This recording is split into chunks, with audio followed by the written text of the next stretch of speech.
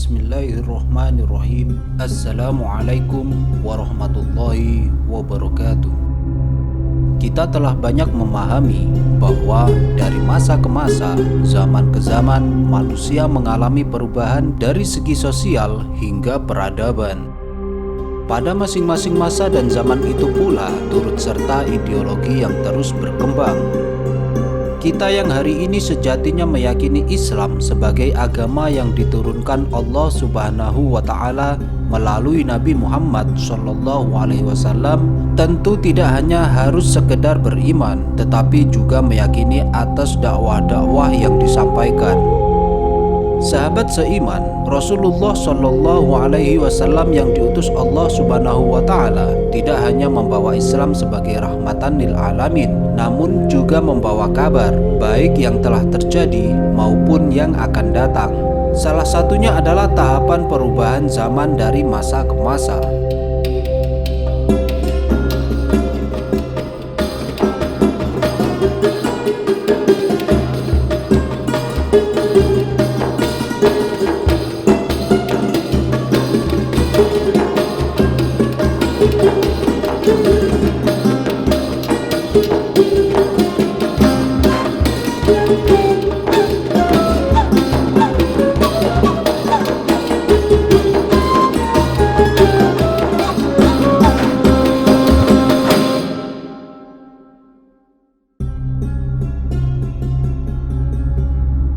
Di dalam sebuah hadis yang diriwayatkan oleh Imam Ahmad dan Al-Bazzar disebutkan bahwa Rasulullah SAW menyampaikan tahapan-tahapan zaman yang telah dan akan dilalui oleh umat Islam, di mana pada zaman itu sendiri terdapat 5 tahapan sebelum tiba hari kiamat.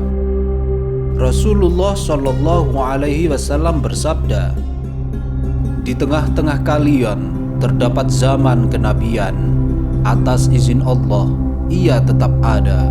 Lalu dia akan mengangkatnya jika dia berkehendak mengangkatnya. Kemudian akan ada khilafah yang mengikuti manhaj kenabian. Ia ada dan atas izin Allah, ia akan tetap ada. Lalu dia akan mengangkatnya jika dia berkehendak mengangkatnya. Kemudian akan ada kekuasaan yang zalim, ia juga ada, dan atas izin Allah ia akan tetap ada. Lalu dia akan mengangkatnya jika dia berkehendak mengangkatnya.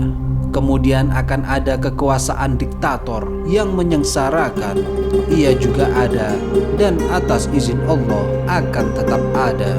Selanjutnya akan ada kembali khilafah yang mengikuti manhaj kenabian. Kemudian beliau diam." Hadis riwayat Ahmad dan Al-Bazzar. Dari segi kalimatnya saja sudah sangat jelas betapa Rasulullah SAW mengungkap perihal fase-fase zaman yang telah dan akan dilalui oleh umat manusia, khususnya umat Islam. Fase-fase zaman itu diantaranya adalah masa kenabian. Sebagaimana yang kita ketahui bersama, Allah Subhanahu wa Ta'ala mengirim seorang nabi dan rasul untuk menyerukan ketauhidan Allah Subhanahu wa Ta'ala kepada umat manusia dan menuntunnya untuk kembali kepada Allah dan keluar dari kesesatan. Namun sayangnya, dari sekian banyak kaum yang sejak dari zaman Nabi Adam alaihissalam hingga Nabi Muhammad SAW, banyak di antara manusia yang enggan menerima seruan tersebut dan memilih untuk tetap bertahan pada keyakinan yang sesat, sehingga Allah pun menimpakan bala kepada mereka yang membangkang. Masa khilafah bermanhaj kenabian. Setelah diutusnya Nabi Muhammad SAW sebagai penutup para nabi dan rasul, umat manusia, khususnya umat Islam, memasuki masa khilafah. Dalam hal ini, para ulama sepakat bahwa yang dimaksud masa khilafah adalah masa-masa para khulafaur rasyidin. Para khulafaur rasyidin terdiri dari 4 sahabat-sahabat terdekat Nabi Muhammad SAW yang secara berurutan meneruskan estafet kepemimpinan Islam hingga akhir hayat. Di antaranya adalah Sayyidina Abu Bakar As-Siddiq, Sayyidina Umar bin Khattab, Sayyidina Uthman bin Affan, dan Sayyidina Ali bin Abi Thalib. Khalifah Umar bin Abdul Aziz oleh sebagian ulama juga dikategorikan Khilafah Rasyidah kelima, sehingga beliau juga dijuluki Khulafaur Rasyidin. Para Khulafaur Rasyidin dinyatakan sebagai para khalifah yang bermanhaj kenabian karena dalam melaksanakan tampuk kepemimpinan masih berpegang teguh pada Al-Quran dan As-Sunnah. Masa Mulkan Ad-Don. Secara harfiah, mulkan bermakna kerajaan dan ad-don bermakna menggigit, maka berarti kerajaan yang menggigit.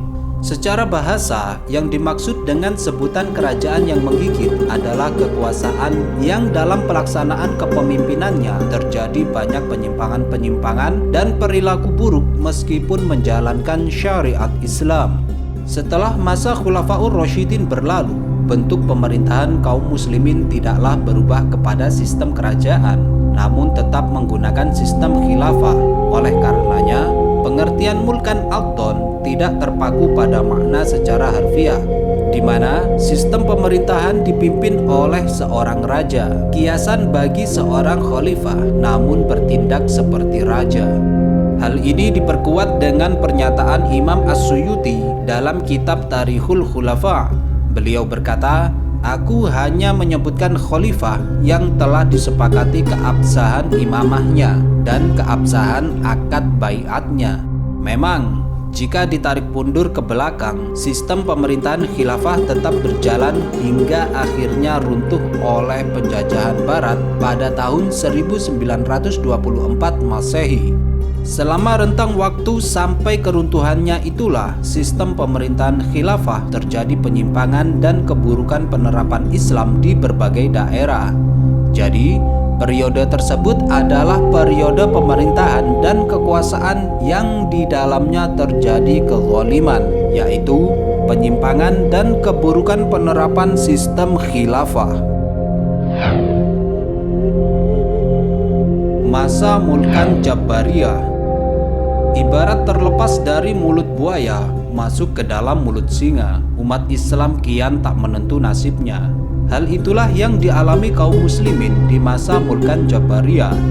Bukan hanya soal sulitnya untuk memenuhi kebutuhan, namun juga semakin kacaunya perilaku umat yang di dalamnya tidak ada penerapan sistem nubuwah maupun khilafah. Mulkan Jabariyah yang berarti pemerintahan diktator akan dialami umat Islam. Dalam riwayat Abu Sta'labah Al-Khushani dari Mu'adz bin Jabal dan Abu Ubaidah dijelaskan bahwa periode ini digambarkan sebagai periode pemerintahan dan kekuasaan yang sewenang-wenang, durhaka, diktator, dan melampaui batas, serta merebaknya kemaksiatan di kalangan kaum muslimin. Gambaran demikian adalah gambaran pemerintahan dan kekuasaan yang bukan Islam. Jika diperhatikan dengan seksama, gambaran-gambaran tersebut tampak jelas saat ini, yakni periode pasca runtuhnya khilafah terjadi kesemena-menaan yang semakin merajalela. Penindasan terhadap kaum yang lemah kian terang-terangan dipertontonkan. Masa khilafah bermanhaj kenabian. Setelah berlalu 4 masa yang dialami umat Islam, masa berikutnya yang akan datang adalah kembalinya sistem khilafah bermanhaj kenabian. Hadirnya fase ini merupakan kabar gembira bagi kaum muslimin yang benar-benar memegang teguh keimanan, sebab Islam akan kembali berdiri tegak dan membumi di berbagai belahan dunia. Makna yang sama juga diturunkan dalam banyak riwayat. Jika riwayat ini digabung dengan riwayat yang lain yang semakna, yaitu riwayat akan masuknya Islam di setiap rumah, hadis tentang Al-Warakul Mu'allaq, hadis tentang khilafah turun di bumi Al-Quds, hadis tentang Darul Islam kaum muslimin berpusat di Syam, hadis tentang Ad wal Jur, hadis tentang hijrah setelah hijrah, hadis tentang Al-Ghuraba, hadis tentang Al-Mahdi, dan hadis tentang akan ditaklukkannya Roma, maka makna tersebut bisa sampai pada tingkat hadis mutawatir.